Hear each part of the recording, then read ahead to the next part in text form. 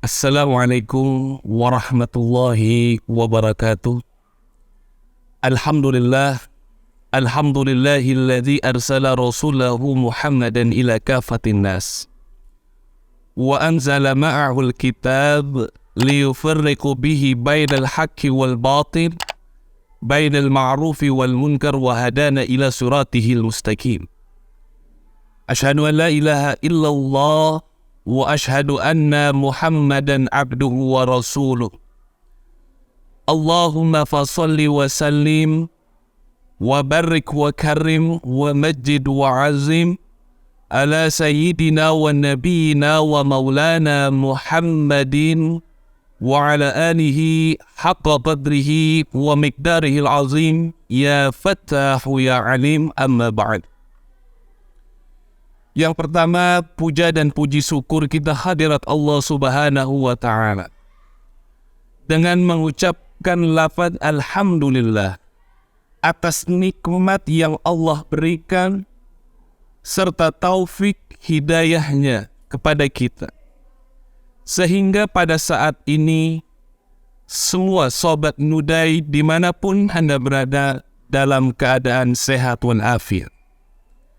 Selawat seiring salam tak lupa kita curahkan pada junjungan alam Nabi besar Muhammad sallallahu alaihi wasallam, kepada keluarganya, sahabatnya, hingga pengikutnya hingga akhir zaman, dan mudah-mudahan sobat Nudai religi mendapatkan syafaatul uzma di yaumil qiyamah.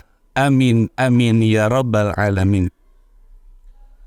Sahabat Nudai religi, pertemuan kali ini kita membahas sejarah singkat daripada kekasih Allah, yaitu Nabiullah Ishaq alaihi salat wassalam. Nabi Ishaq adalah putra kedua daripada Nabi Ibrahim dan Siti Sarah. Pada saat itu, kenapa Nabi Ishaq dikatakan putra kedua, sedangkan pernikahan yang paling pertama Nabi Ibrahim dengan Siti Sarah? Karena saat itu Nabi Ibrahim dengan Siti Sarah sudah memasuki usia senja. Sekitar kurang lebih Nabi Ibrahim 100 tahun dan Siti Sarah berusia 90 tahun. Karena usia yang sudah begitu banyak, kekuatan pun sudah tidak ada. Dan secara logika tidak bakal mungkin Nabi Ibrahim dengan Siti Sarah mempunyai anak. Singkat cerita, Siti Sarah memberikan suatu keistimewaan kepada Nabi Ibrahim, yaitu untuk menikah lagi, agar Nabi Ibrahim mempunyai keturunan. Dan akhirnya Nabi Ibrahim pun menikah dengan Siti Hajar pada saat itu. Tidak lama dari pernikahannya, Allah langsung memberikan seorang anak, seorang putra yang diberi nama Nabi Ismail. Karena keistimewaan Nabi Ibrahim dengan Siti Hajar, Siti Sarah pun merasa cemburu. Lalu datanglah tamu Nabi Ibrahim alaihi salatu wassalam yang menggambarkan berita akan lahirnya Nabi Ishaq.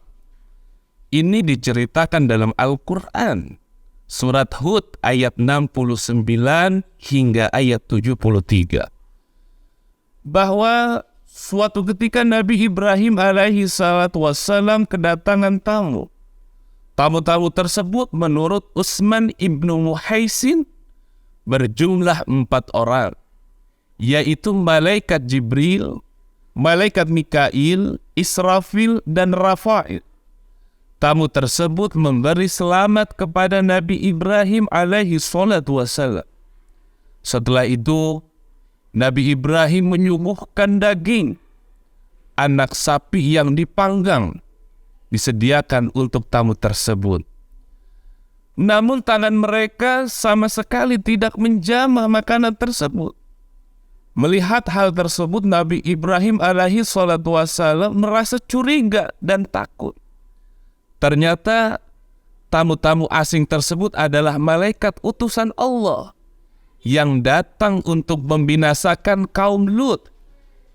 Selain memiliki tujuan kepada kaum Lut, tamu tersebut juga bertujuan memberi kabar gembira kepada Nabi Ibrahim akan kelahiran seorang putra yang bernama Ishaq.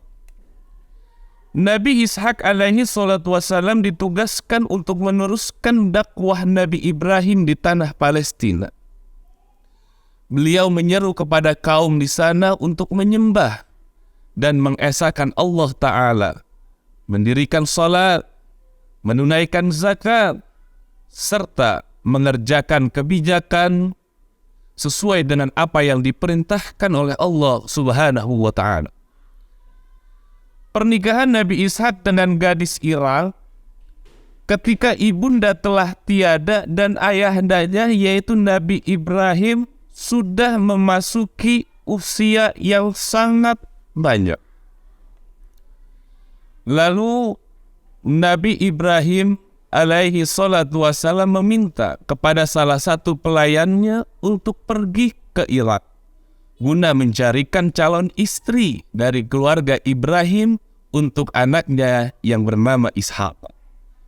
Pelayan tersebut lalu meminangkan seorang putri yang bernama Betul bin Nahor, yaitu disebut dengan Rifqah. Akhirnya Rifqah dengan Nabi Ishaq pun menikah.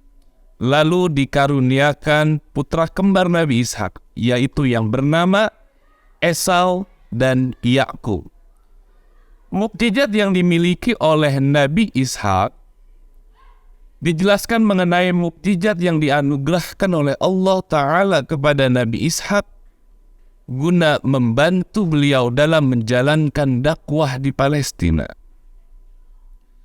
Satu, atas seizin Allah, Nabi Ishaq alaihi salatu wassalam yang pada saat itu telah berusia sangat tua, yakni 100 tahun, baru dapat memiliki keturunan dengan istrinya si Rifqah yang memiliki kondisi mandul. Yang kedua mukjizatnya yaitu keturunan dari Nabi Ishaq alaihi salatu wassalam adalah pencetus dari munculnya kaum Bani Israel. Kaum Bani Israel terlahir dari para keturunan Nabi Yakub alaihi salatu wassalam. Nabi Yakub ini adalah merupakan putra daripada Nabi Ishaq dan pasangannya yang bernama Rifqah. Dari garis keturunan tersebut lahirlah kaum Bani Israel, di mana total telah ada 12 nabi yang diutus oleh Allah Subhanahu wa Ta'ala kepada kaum Bani Israel tersebut. Salah satu dari 12 nabi tersebut adalah Nabi Isa alaihi salatu wassalam. Inilah cerita singkat daripada seorang kekasih Allah, seorang nabi yang bernama Nabi Ishaq yang merupakan keturunan dari Nabi Ibrahim yang disebut Khalilullah, kekasih Allah, dengan Siti Sarah. Sobat Nudai Religi dimanapun Anda berada, mudah-mudahan dengan cerita singkat ini sesuai dengan apa yang difirmankan oleh Allah Subhanahu wa Ta'ala di dalam Al-Quran, wa kullan nakusu alaika bil anba'ir rusul ma nusabbitu bihi fuadak.